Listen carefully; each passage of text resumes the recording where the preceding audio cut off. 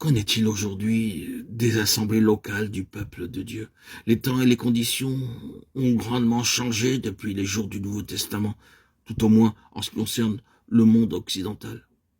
Il était simple et naturel en ces temps-là de rassembler ceux qui croyaient en Christ.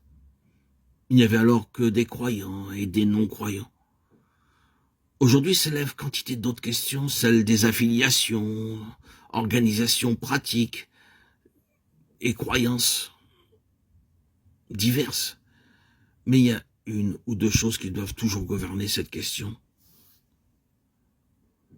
C'est que l'église locale ou l'assemblée locale doit être localement tout ce que l'église est universellement dans son ensemble. Elle ne doit être plus petite ni dans sa vision, ni dans sa vocation, ni dans sa relation.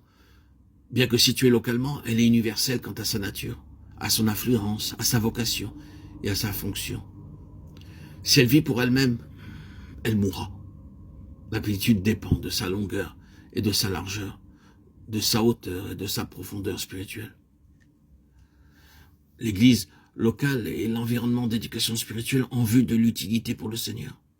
C'est là que sont apprises toutes les leçons essentielles, non seulement par l'enseignement, mais aussi par les disciples spirituels.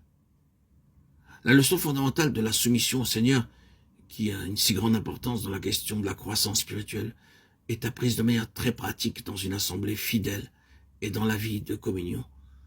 Toute vie personnelle indépendante et non relationnelle est impossible lorsque le corps est véritablement reconnu. La protection, le support, l'appui et le soutien spirituel du peuple de Dieu, au-delà d'une manière simplement générale, ont une grande valeur et importance. L'église locale, loin de n'être qu'une congrégation, doit être une expression locale de la famille de Dieu, remplir toutes les fonctions et pourvoir à toutes les valeurs de la vraie vie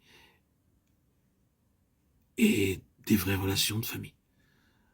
La question qui a une importance prééminente dans l'église locale comme dans l'église universelle, c'est celle de la souveraineté absolue de Christ, la tête. Tout ce qui usurpe sa place ou qui est en conflit d'une manière ou d'une autre avec elle aboutira très certainement à une limitation spirituelle et à un retard proportionné de la croissance. N'est-ce pas pour cette raison que dans les églises du Nouveau Testament, aucun homme n'exerçait l'autorité, mais que des anciens et non pas un ancien étaient désignés? Le principe du corps est sauvegardé dans ce qui est corporatif et l'autorité individuelle évitée. À Antioche, le Saint-Esprit parla à une compagnie de représentants qui avaient ensemble une responsabilité spirituelle. Les anciens sont représentatifs. Il s'agit d'une mesure spirituelle et non ecclésiastique. La pluralité des anciens dans le Nouveau Testament signifie que l'Église est amenée en et par ses représentants sous la complète souveraineté de Christ par le moyen du Saint-Esprit.